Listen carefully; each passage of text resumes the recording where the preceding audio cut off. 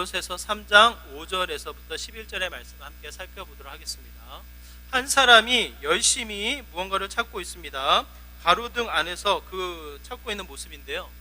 지나가는 사람이 그에게 질문을 해요. 뭘 이렇게 열심히 찾냐고. 그때 그 사람이 하는 말이 열쇠를 잊어버렸다고.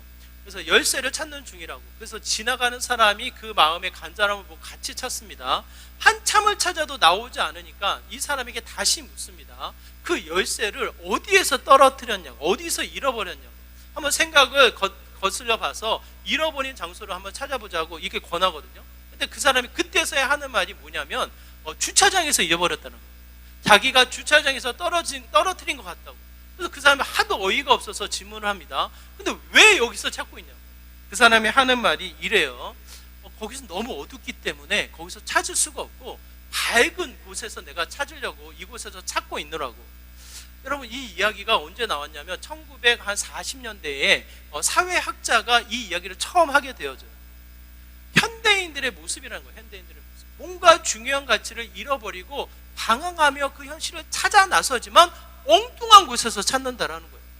그렇지 않습니까? 이 생각을 거슬려서 잃어버린 그 문제의 원인이 되는 곳을 가서 찾고 거기에 해결점을 우리가 찾아봐야 되는데 엉뚱한 곳에서 찾는다라는 거예요. 오늘의 사회심리학자는 어떠한 현상으로 이야기하냐면 팝콘 현상이라고 해요. 팝콘 현상. 팝콘이 어떻습니까, 여러분? 조금만 열을 가하면 어떻게 돼요? 본인의 모습을 벗어버리고 확 터져버려요. 이 현상처럼 현대인들의 특징을 뭐라고 이야기하냐면 깊게 생각하고 문제를 직면해서 그 문제의 답을 찾기 위해서 고민하고 그 문제를 해결하기 위해서 애를 쓰기보다는 뭡니까? 좀 가볍게 쉽게 변화되어지는 모습. 뭔가 이 문제를 회피하고 벗어나 그 새로운 어떠한 이 계기를 마련하는 과정으로 삼게 된다는 거예요. 문제를 직면하는 것을 피하고 오히려 문제 해결점에 어떠한 이 만족을 누리기보다는 그 순간을 모면해서 기쁨, 환희, 가벼운 어떠한 이 혜택을 누리는 형태로 멈춰버린다는 거예요. 그래서 오늘날의 사회심리학자는 팝콘 현상과도 같다. 쉽게 열이 가해지면 그냥 쉽게 변화버리고 끝나버리는 모습처럼 문제의 근본적인 해결점을 해결하지 않고 멈춰버리는 것과 같다. 이렇게 이야기를 합니다. 그러다 보니 현대인들 가볍게 즐기고 가볍게 여기고 깊은 고민을 벗어버리는 듯 싶으나 세상, 이 사회의 현상은 어떻게 나타납니까? 사회 현상은 병들어가는 거예요. 왜? 근본적인 문제가 해결되지 않았기 때문에. 저는 이 모습이 그냥 사회주의자, 사회심리학자들이 이야기하는 현대인들의 모습으로만 끝나는 것이 아니라 교회 안에서도 동일한 문제가 아닌가. 하나님을 믿습니다. 하나님을 예배합니다. 그럼에도 불구하고 우리의 삶은 이 기쁨과 환희를 누리지 못한다는 거예요. 오늘 본문도 선명히 우리에게 말씀하고 있거든요. 우리의 모습이 어떻다? 우리의 모습이 새로워졌다는 거예요. 10절의 말씀입니다. 우리 10절의 말씀 같이 한번 읽어볼까요? 함께 했습니다. 시작. 새 사람을 입었으니 따라 지식에까지 새롭게 하심을 입은 자니라. 여러분, 10절을 읽으면서 여러분의 마음이 기쁘며 설레이며 희망과 어떤 이 희열을 느끼는 이 과정으로 느껴지십니까, 여러분? 네? 지난주 어제 우리 강영재 집사님이 녹색 차를 끌고 오셨어요. 우리 강영재 집사님 차가 자주색 차거든요. 자주색, 좀 낡은 차. 근데 차를 바꾸신 거예요. 제 마음이 어땠을까요, 여러분? 여러분, 그 차가 제 차가 아니에요. 제가 타고 다닐 차가 아니에요. 그럼에도 불구하고 우리 집사님이 옛 차를 버리고 새 차를 끌고 왔다. 모닝, 이 녹색 여러분 기억나시죠? 선명한 개구리 같은 이 자동차. 귀엽고 아담하고 예쁜 차를 집사님이 몰고 오신 거예요. 제가 보기만 해도 설레이고 기뻐요. 왜? 새 것이 주는 은혜가 있는 거예요. 새 것이 주는 은혜가 내 것이 아니더라 할지라도 새 것이 주는 그 기대와 설레임과 가치가 주변을 밝게 합니다. 그런 의미가 있거든요. 그런데 이미 예수님께서 십자가에 달려 죽으시고 그 옛 생명을 버리고 새롭게 우리를 만드셨음에도 불구하고 10절의 말씀을 읽었을 때에 왜 우리는 기쁨을 누리지 못합니까? 왜 환희를 누리지 못합니까? 그 10절의 말씀이 나에게 적용이 되어져서 새롭게 만들어진 채동배, 새로워진 우리들의 모습을 통해 왜 우리는 기뻐하며 환희하며 설레임을 느끼지 못합니까? 왜 그래요, 여러분? 왜 그래요? 저는 이 모든 상황이 근본적인 문제가 아직 우리에게 남아있다고 여겨지는 거예요. 그냥 그 문제를 피해서 그냥 우리가 바쁘게 살아가다 보니까 현대인들처럼 그냥 순간의 기쁨으로 멈춰버리는 게 우리들의 모습이니까 거기까지 관심이 있습니까? 없습니까? 여러분, 우리의 근본적인 문제, 우리의 삶에 기쁨이 사라지고 온갖 근심과 두려움, 염려가 가득 채워지는 그 근본적인 원인이 무엇으로부터 시작이 되어집니까? 여러분, 없다고 해서 두려운 게 아니에요. 내가 뭔가 이 다른 사람과 비교해서 내가 갖춘 것이 부족하다고 해서 내가 두려운 것이 아니에요, 여러분. 실제로 두려워하며 염려하며 근심하는 이 스트레스를 찾아보면 더 많이 가진 자, 더 많이 소유한 자, 더 많이 능력을 갖춘 자가 더 큰 스트레스와 두려움을 갖는 경우가 상당히 많습니다. 인류의 시작점을 한번 생각해 보세요. 인류의 근본적인 문제가 무엇으로부터 시작이 되어집니까? 없어서 시작된 게 아니에요, 여러분. 힘이 있어서 전쟁을 벌이고 뭔가 지키기 위해서 싸움을 피하지 않고 목숨을 걸고 싸우게 되어지고, 결국은 뭡니까? 내가 가지고 있는 것, 내 소유, 나의 어떠한 이 욕구가 충분히 있음에도 불구하고 그 모든 것이 근본적인 문제로 작용되어지는 거예요.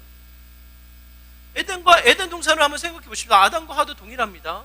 모든 것을 소유했음에도 불구하고 뭡니까? 문제가 발생해요. 그 문제의 시작점은 하나님과 같이 되고자 하는 욕망 때문이에요. 욕망 때문에.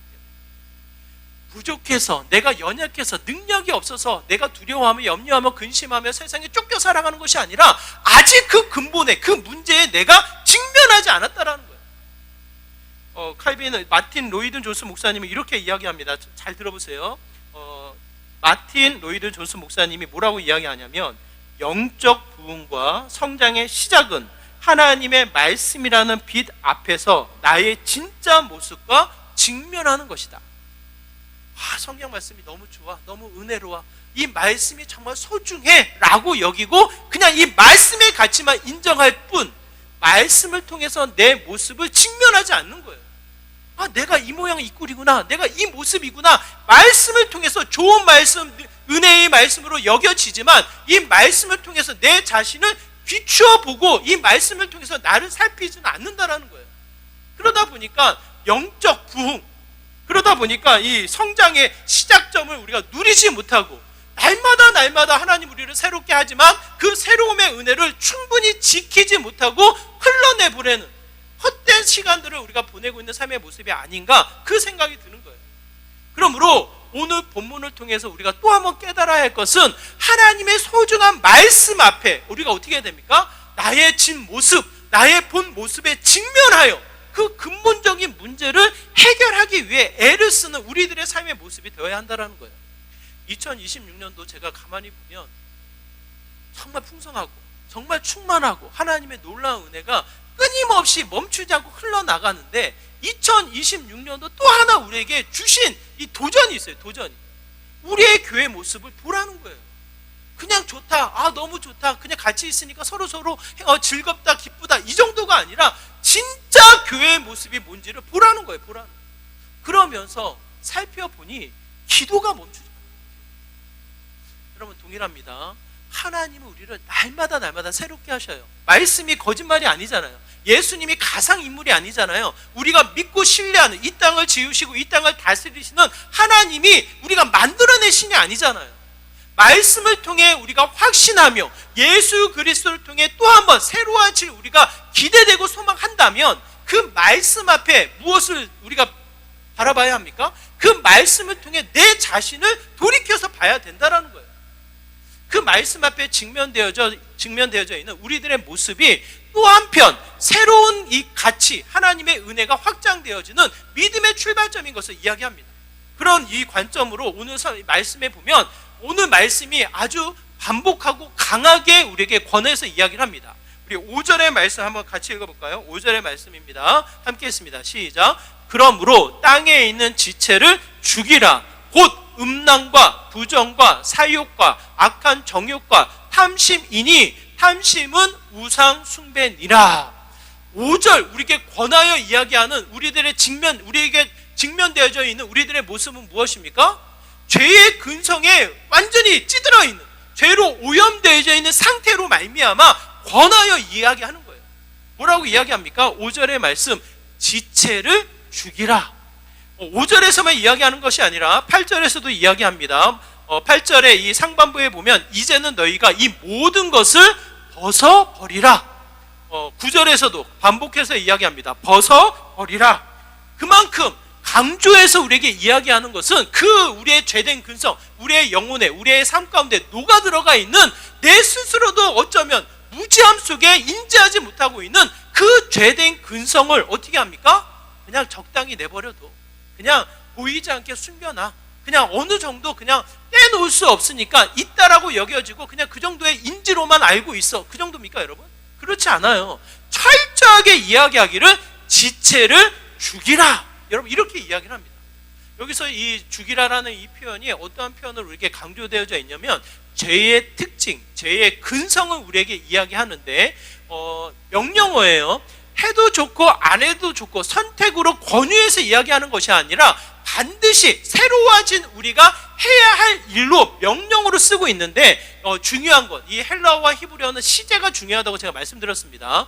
우리나라 언어와는 조금 달라요. 시제가 중요하게 강조되어져서 이 형태가 언제 시작됐고 지금 형태는 어떻고 앞으로는 어떠한지를 강조하고 있는데 지체를 죽이라 이 명령은 현재 진행형으로 써 있다는 거예요.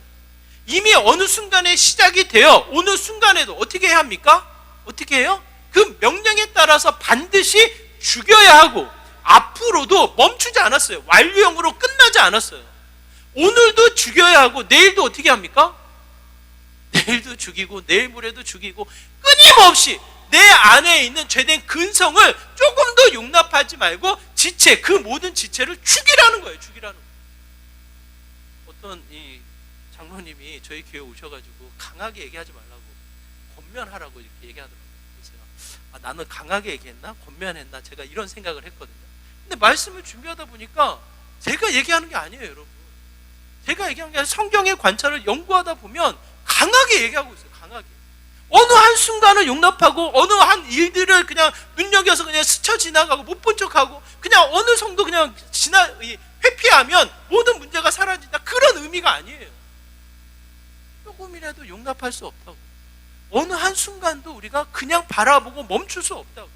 그게 그 말씀 앞에 내 모습이 발견되어지면 멈추지 말고 어제도 그렇고 오늘도 그렇고 내일도 그렇고 끊임없이 죽이라는 거예요.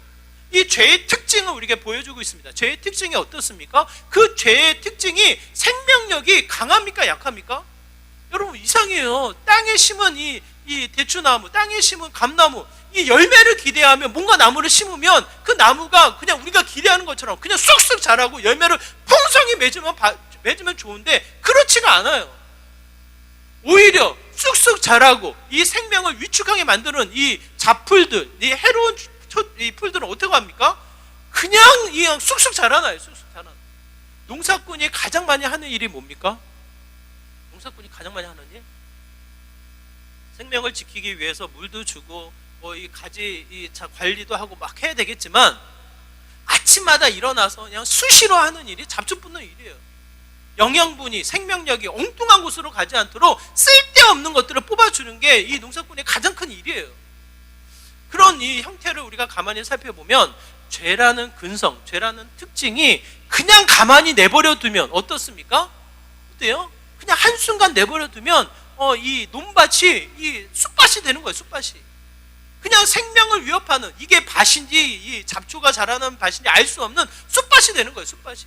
그만큼 우리가 사명감을 가지고 말씀을 비추어서 우리의 일상 가운데 우리가 해야 될, 반드시 이루어야 될 일이 무엇입니까? 끊임없이 내 영혼을 오염시키며 우리의 삶에 영향을 주고 있는 죄의 근성을 뿌리채 뽑아 버려야 한다는 거예요. 오늘 본문에서 이야기하는 그 지체를 죽이라는 거예요. 죽이라는 거예요. 그러므로 여러분, 좋은 말씀, 은혜로운 말씀, 이 말씀의 가치를 소중히 여겨서 그냥 이 높은 곳에 그냥 두지 마시고 펴서 이 말씀에 직면하여 내 모습이 뭐가 죄의 근성인지, 무엇이 나의 죄로 오염된 상태인지를 또 한 번 깨달아 어떻게 합니까? 회개하며 그 모든 죄의 근성이 사라지도록 간절한 마음으로 죽여나가는 믿음의 모습이 되어야 한다는 거예요. 이 죄의 근성을 나열하여 이야기하기를 이렇게 이야기합니다. 음란과 부정과 사욕과 악한 정욕과 탐심이니, 탐심은 우상 숭배니라. 그만큼 우리의 본질상 사라지지 않는 욕구, 뭐예요? 탐심이 끊임없이 있다라는 거예요. 여러분, 제 근성을 너무 이런 표현들이 나랑 어울리지 않아요, 나는 이런 죄 없어요, 이렇게 생각하실지 모르지만 이미 이 상태가 내 스스로도 모르게 오염시키고 있는 거예요. 가장 큰 오염으로 우리가 생각할 수 있는 것은 하나님 한 분으로 만족하지 못하고 하나님의 은혜라면 이것이 있어야 돼 라고 여겨지는 또 하나의 요소, 하나님 대신해서 세워놓는 또 다른 우상 숭배가 있습니까 없습니까? 있다라는 거예요. 누군가에게는 물질이 될 수도 있고, 누군가에게는 명예가 될 수 있고, 누군가에게는 형통이 될 수 있고, 누군가에게는 평안으로 여겨지는 일들이 될 수가 있고, 또 누군가에게는 하나님을 믿으니까 나는 자유로워야 돼, 자유를 주장하는 사람들도 있을 수 있는 거예요. 반대로 이야기하면 이것이 없으면 하나님의 은혜가 없는 겁니까 여러분? 그렇지 않은 거예요 여러분. 어떠한 상황, 어떠한 일들이 주어지든지 간에 하나님 한 분만으로 우리는 기뻐하며 그가 주신 새로운 은혜를 누릴 수가 있는데, 오히려 그 하나님이 아닌 다른 요소에 내 믿음에 영향을 받고 있다는 거예요. 그러면 우리는 어떻게 생각해야 합니까? 이미 우리의 영혼이 오염되어져 하나님의 자리를 다른 무언가에 내어주었다라는 뜻이에요. 하나님이 우리를 너무나도 사랑하시고 우리를 새롭게 하시고자 하시는데 그걸 그냥 내버려 두시겠습니까? 다시 돌이켜 그 죄된 근성이 사라지도록 온전히 내어버리고 또 한 번 온 마음으로 주님을 예배할 수 있도록 끌어당기는 게 하나님의 일하심 아니겠냐고요. 그러므로 우리가 또 한 번 스스로로 말씀을 지켜 이 말씀에 직면하여 내 자신을 살필 때에 죄된 근성을 버리고 죽이는 일들이 끊임없이 나타나게 된다는 거예요. 여러분, 다른 사람을 비난하지 마십시오. 다른 사람을 평가하지 마십시오. 말씀을 통해 내 자신을 돌이켜 나의 근성, 나의 죄된 근성을 먼저 돌이키는 게 우선이라는 거예요. 저는 물질도 중요하지만 물질의 영향력이 크죠. 있으면 막 뭔가를 하고 싶고 없으면 위축되어지는 게 사실이니까. 그럼에도 불구하고 물질보다는 명예, 뭔가 하나님의 자녀다움이 우선되어져야 된다는 이 가치가 끊임없이 저를 충돌시키는 것 같아요. 그러다 보니까 무슨 일을 할 때 이게 이 하나님 보시기에 기쁜 일인가 안 좋은 일인가, 하나님이 기뻐하는 일이실까 아니면 싫어하는 일이실까를 먼저 고민하게 되거든요. 좋아 보이잖아요, 그렇죠? 근데 어느 순간 이것이 사람의 시선에 영향을 받고 있어요. 하나님 한 분이 원하시는 대로 하나님의 말씀에 순종하는 대로 내가 따라가야 하는데 어느 순간 다른 사람들이 인정하고 다른 사람들이 좋아하고 다른 사람들이 좋게 보이면 이게 하나님의 뜻이구나 그냥 넘어가는 경우가 많아요. 그게 정직하게 내 스스로를 교만하게 만들고 내 만족에 매여 있을 수 있다는 가치를 그냥 내버리는 생각하지 않고 스쳐 지나가는 경우가 종종 있단 말이에요. 저는 그런 이 한계가 있어요. 그 기준에 미치지 못하면 다른 사람들 평가하는 이 교만도 있고, 또 한번 생각해 봅니다. 무엇이 내 마음을 쪼개놓고 오염시키며 하나님만을 예배하는데 방해하고 있는지. 여러분, 우리 성경은 우리에게 분명히 이야기합니다. 작은 것이라 할지라도, 순간이라 할지라도 우리에게 주어지는 그 어떤 부분에 있어서도 하나님 외에 다른 것을 용납하지 말라는 거예요. 죄된 근성을 그냥 스쳐 지나가지 말라는 거예요. 여러분, 하나님 우리에게 분명히 선한 양심을 주셨고 말씀의 66권의 말씀의 완성을 주셨고 성령 하나님이 인도하신다라는 거예요. 모르고 지나가지 않습니다. 여러분, 그 가치를 깨달아 또 한 번 말씀에 직면하여 새롭게 하시는 하나님의 은혜 앞에 방해하는 나의 죄된 근성을 정직하게 고백하고 회개하며 떼어버리는 믿음의 훈련이 필요합니다. 한번 했습니다, 안 돼요, 나는 이런 놈이에요, 포기하는 게 아니라 오늘하고 내일하고 그 모델하고 끊임없이 내 자신을 죽여 하나님의 말씀을 지켜나가면 그 자리가 새로운 피조물인 거예요. 옛사람이 죽고 하나님이 새롭게 하신 그 은혜를 또 한 번 선포하며 나가는 믿음의 모습이 된다는 거예요. 이 죄의 특징이 끊임없이 생명력을 강하게 해서 우리를 오염시키는 게 하나의 특징이라면 그것으로 끝나지 않고 반드시 우리의 입술, 우리의 손과 발에 영향을 줍니다. 마음으로만 멈춰 있는 것이 아니라 내 일상에, 내 삶 가운데 나타나게 된다는 거예요. 오늘 본문에 보면 이렇게 표현되어 있습니다. 우리 8절과 9절의 말씀인데요. 우리 8절과 9절의 말씀 같이 한번 읽어볼까요? 8절입니다. 같이 읽습니다. 이제는 너희가 이 모든 것을 벗어버리라. 곧 분함과 노여움과 악의와 비방과 너희 입에 부끄러운 말이라. 9절, 너희가 서로 거짓말을 하지 말라. 옛 사람과 그 행위를 벗어버리고. 분명히 하나님은 우리를 새롭게 하셨음에도 불구하고 내 스스로가 직면하지 못한, 해결하지 못한 그 문제의 거리들이, 그 죄의 근성들이 그냥 숨겨져 있는 것이 아니라, 바닥에 멈춰 있는 것이 아니라 어떻게 됩니까? 오염시키는 거예요. 오염의 확장을 일으키는 거예요. 분명히 이 시간 하나님의 예배를 드리며 말씀에 이 정직한 도전을 받았지만, 분명히 또 이 교회를 벗어나 우리의 일상으로 돌아갈 때 숨겨져 있던 죄의 근성이 어떻게 됩니까? 확장해요. 여러분 곰팡이균을 여러분 경험해 보셨습니까?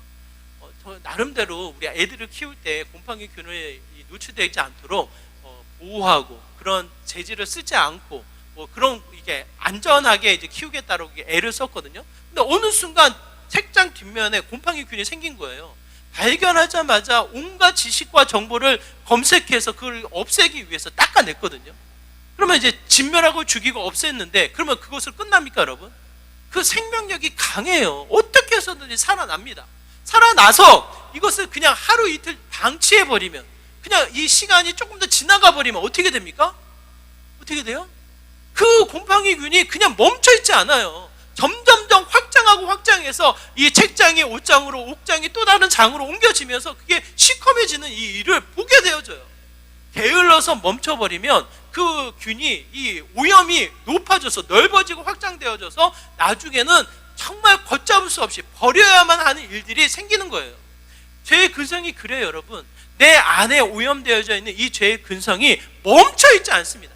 분명히 생각은 그렇게 하면 안 돼. 마음의 의도는 그래, 다른 행위를 하자, 하나님의 말씀을 지키자 결단하고 다짐하지만, 우리의 입술이, 우리의 손과 발이 어떻게 합니까?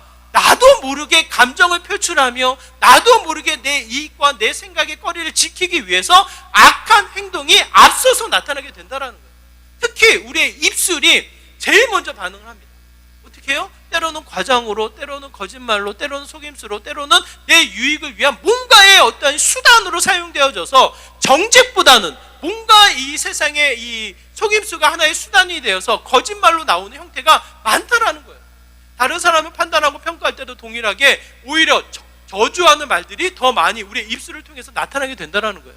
저주라는 단어를 여러분이 좋아하지 않아서 그렇지, 이미 우리의 입술이 누군가를 판단하고 비판하고 이미 그 사람에 대한 평가가 이 결과로 주어진 일들로 우리의 입술이 많이 이야기를 합니다.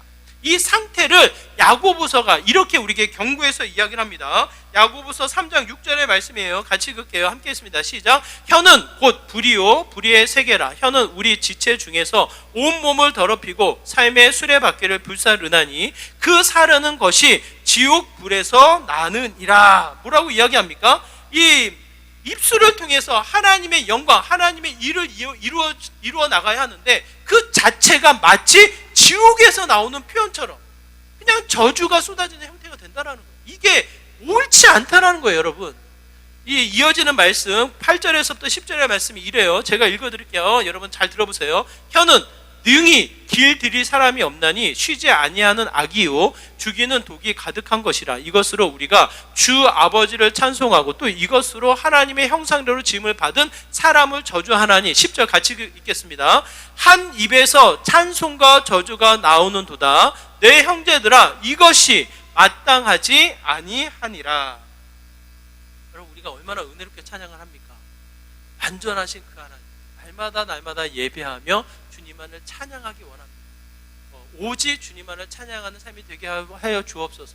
오셔서 다스리옵소서. 우리가 얼마나 크게 고백하며 하나님을 찬양합니까? 저만 아멘 했다고 하는데, 네, 그러지 마세요. 속으로 아멘 하셨으리라. 그 가사의 고백으로 찬양을 해요.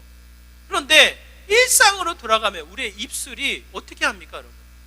죄의 오염으로 말미암아 내 생각, 내 감정, 내 의지가 앞서는 표현들이 많아요.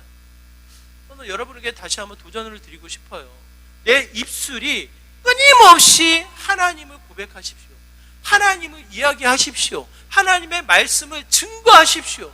그러다 보면 그 삶의 현장이 죄의 오염이 어떻게 됩니까? 가리워지고 사라지고 하나님이 새롭게 하시는 은혜를 누리는 믿음의 삶이 된다는 거예요. 우리의 삶이 이와 같음을 성경은 우리에게 분명히 말씀하십니다. 분명히 우리에게 또 한 번 말씀하시기, 마틴 로이드 존스 목사님이 또 이렇게 이야기하는데 들어보세요. 말의 실수는 단순한 입술의 기술의 문제가 아니라 내 마음의 영적 상태가 부패했다라는 증거이다 라고 이렇게 이야기를 합니다. 그만큼 내가 어떠한 말들, 어떠한 이야기들을 많이 담고 있느냐가 내 마음의 상태를 보여주는 거예요. 그렇잖아요, 여러분. 저희 어머니가 저도 모르게 계속 주여 주여 했나 봐요. 이거 해도 주여, 저거 해도 주여. 어머니가 하도 듣기가 싫었는지 몸 얘기만 하면 주여만 하냐고. 제가 그 얘기를 듣고 가만히 제가 살펴봤더니 짜증도 주여, 분남도 주여, 이 화남도 주여요, 답답함도 주여예요. 만약 그게 아니면 뭐가 나옵니까? 뭐가 나와요? 똑같아요. 세상의 이야기가 나오는 거예요. 험한 욕이 나올지 안 나올지 그것까지는 모르지만 온갖 불평과 원망, 그 누군가를 탓하며 오히려 내 삶의 모습에 있어서 짜증내는 형태의 모습이 나오는 거예요. 그래도 그 자리가 주여로 채워지니까 묻더라고요. 왜 맨날 주여만 하냐고. 그러면서 제가 이 고백하는 것은 주밖에 없다라고 고백을 하게 되었습니다. 여러분, 그게 아닌가요, 여러분? 무엇이 우리의 입술의 고백이 무엇이 답이 되고 지혜가 되어서 내 영혼과 내 삶을 바꿀 수가 있겠냐고. 이미 예수님이 새롭게 우리를 바꾸셨다라는 거예요. 그 가치를 우리가 또 한 번 날마다 나의 죄된 근성을 죽이고 내 입술을 지켜 하나님을 고백하고 하나님을 찬양하면 그 삶이 또 한 번 하나님의 새롭게 만드는 생명의 가치를 지켜나가는 믿음의 삶이 된다는 거예요. 저는 여러분이 그냥 성경을 소중한 가치로 여기고 어느 한 곳에 모셔두지 않기를 바라요. 이 책이 낡아지면 얼마나 좋습니까? 이 말씀을 끊임없이 펴서 읽고 이 말씀이 내 입술을 통해서 증거가 되어진다고 한번 생각해 보세요. 그 자리가 영광이에요. 나의 죄된 근성이 덮여주고 숨겨지는 예수 그리스도의 십자가가 증거되어지는 믿음의 현장이 된다는 거예요. 그 현장이 얼마나 큰 은혜의 자리가 되겠습니까? 중고등부 아이들이 지난주에 수련회 갔다 와서요, 정말 저를 귀찮게 합니다. 네? 엊그제는 찬양 연습을 하겠다고 교회에서 자겠대요. 연락이 왔어요. 부모님이 허락했니? 허락했대요. 그래서 그래? 와서 연습을 하는데 이 아이들이 찬양 연습을 하는 거예요. 찬양 연습. 호태가 드럼이 잘 안 됐나 봐요. 헤드폰을 끼고 드럼 연습을 하겠다고 헤드폰을 찾아서 이 드럼 연습을 하더라고요. 저 그 모습이 여러분 한번 생각해 보십시오. 이 아이들이 그 시간 이 교회에 와서 찬양 연습을 안 한다면 이 아이들이 뭘 하겠어요? 네, 뭘 하겠어요? 이케아 집에서 핸드폰 가지고 유튜브 보고 혹여나 뭐 친구들끼리 좀 뭐 수다 떨거나 놀거나 뭐 조금 열심히 있는 애들은 공부하거나 하겠죠. 여러분. 그렇지 않아요? 금요일 이 9시에서 11시 사이 이 아이들이 뭘 하겠냐고. 근데 굳이 이 아이들이 찬양을 연습하겠다고 와서 한 아이는 키보드 치고 한 아이는 드럼 치고 한 아이는 이 마이크 잡고 이 싱어를 하는데 녹음해 놨거든요. 이게 언제 이게 오픈될지 몰라요. 이 모습으로 하나님을 찬양하는 거예요. 그 모습이 간접적으로 어떻습니까? 힘이 나는 거죠. 기쁨이 되는 거죠. 이 또한 하나님이 어떻게 일하실까? 이 어린 아이들의 마음이 충만해가지고 뭔가를 이루겠거나 이런 큰 기대는 안 하지만 그럼에도 불구하고 하나님이 이 아이들에게 믿음의 추억, 이 찬양의 기쁨이 어떻게 심겨질까를 기대하는 거죠. 기대하는 거죠. 뭡니까 여러분? 완전하지 않아요. 충분하지 않아요. 그럼에도 불구하고 훈련하는 거예요. 훈련하는 거. 나의 입술을 훈련하는 거예요. 하나님으로 채우는 거예요. 주여라고 채우는 거예요. 말씀으로 또 한번 우리가 고백하는 거예요. 그러다 보면 이 죄된 근성이 내 입술을 다스리지 못하고 짜증과 불평의 원망으로 나타내지 못하고 거짓말이라는 이 세상의 속임수에 또 한번 참여하지 않고 어떻게 합니까? 하나님의 가치를 지켜나가는 믿음의 삶이 되는 거예요. 그 순간만큼은. 그러므로 성경 우리에게 이야기합니다. 거짓말하지 말라고. 내 입술을 통해 하나님을 찬양하고 그 누군가를 저주하는 것이 합당치 않다고. 오직 한 입을 통해 우리의 마음속에 있는 그 하나님만을 찬양하며 그 하나님을 고백해 나아가는 믿음의 삶이 되도록 성경 우리에게 권하여 말씀하고 있다는 거예요. 왜 생명력은 영향력이 줄어들고 왜 죄의 근성은 우리의 일상을 오염시킵니까? 확장시킵니까? 그 가치를 우리가 또 한번 직면하여서 어떻게 해요? 생명을 지키는 믿음의 삶이 되어야 한다는 것을 이야기해요. 그러므로 내 입술을 또 한번 도전하셔서 생명을 더하는 삶, 말씀을 전하는 삶, 끊임없이 주여라고 외치는 믿음의 삶이 되어야 한다는 것을 이야기합니다. 세상의 그 어떠한 표현도 굳이 우리의 입술을 통해 이야기하지 않아도 돼요. 세상에 똑똑한 사람 많고요. 세상에 이 원망과 유혹 너무나도 넘쳐납니다. 그 사람들의 이야기를 굳이 내가 담아서 내가 할 필요가 뭐가 있냐고. 하나님의 말씀을 또 한번 담아 그를 찬양하고 그를 예배하는 믿음의 귀한 삶이 되었으면 좋겠습니다. 그 삶이 확장되어져 놀라운 역사와 기적으로 나타납니다. 그게 11절이에요. 11절의 말씀 같이 읽겠습니다. 11절입니다. 같이 읽습니다. 시작. 거기에는 헬라인이나 유대인이나 할레파나 무할레파나 야만인이나 수구디아인이나 종이나 자유인이 차별이 있을 수 없나니 오직 그리스도는 만유시요 만유 안에 계시니라. 우리가 글자로 읽어서 그렇지 여러분 기적입니다. 기적. 그렇죠? 헬라인과 유대인, 할레파와 무할레파, 야만인과 수구디아인, 종이나 자유인 이들이 한 자리에 모여서 함께 연합한다? 기적이에요. 기적.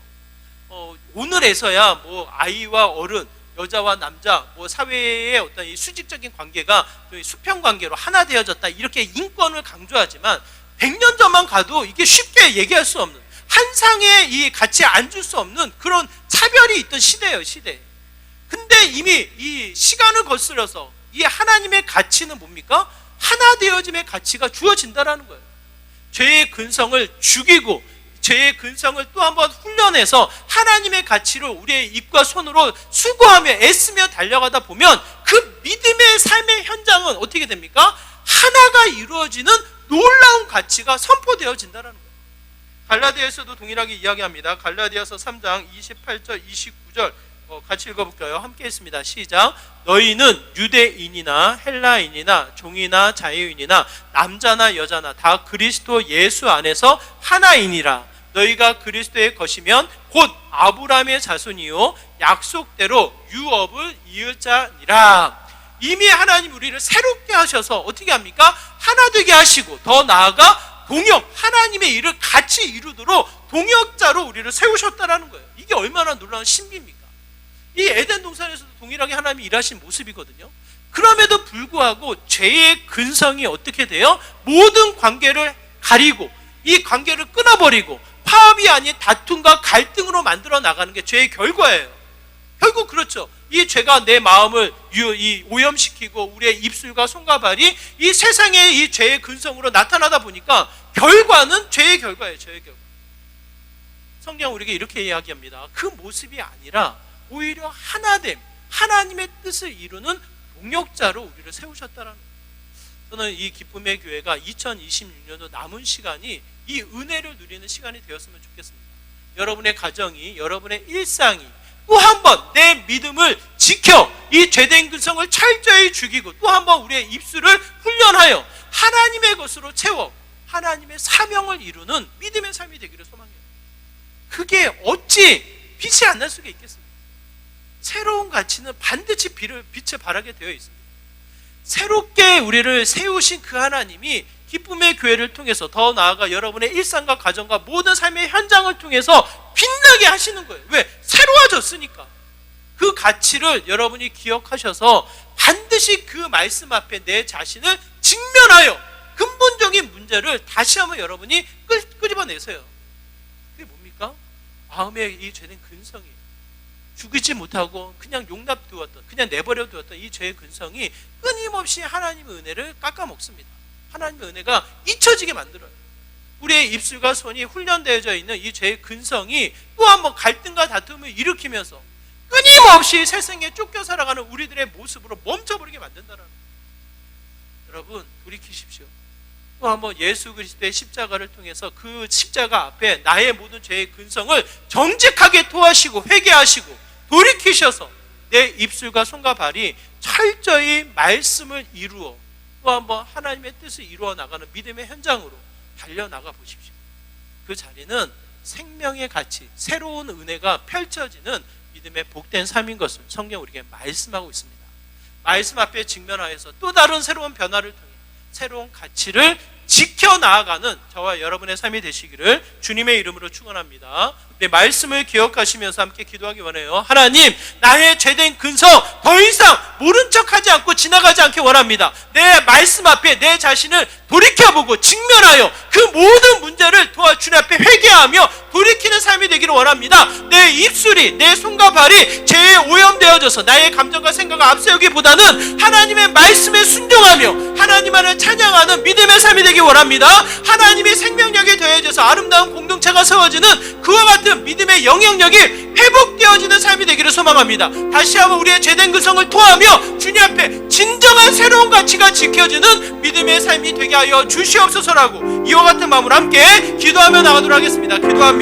하나님 아버지, 이 시간 간절한 마음으로 기도합니다. 우리의 일상이 하나님의 말씀으로 통해서 새로워지는 믿음의 귀한 자리가 되길 소망합니다. 죄된 근성을 아버지 더 이상 용납하지 않고 모든 것을 철저히 회개하며 주님 앞에 돌이켜 주님 앞에 거룩한 자로 세움받기 원합니다. 우리의 입술이, 우리의 손과 발이 더 나아가 생명을 나타내는 믿음의 삶이 되기를 소망합니다. 하나님 용서하여 주시고 주님의 십자가 안에 새로워진 생명력을 더하여 주시고 날마다 또 한 번 주님의 말씀을 이루어 나아가는 믿음의 귀한 자리가 되게 하여 주시옵소서. 주님.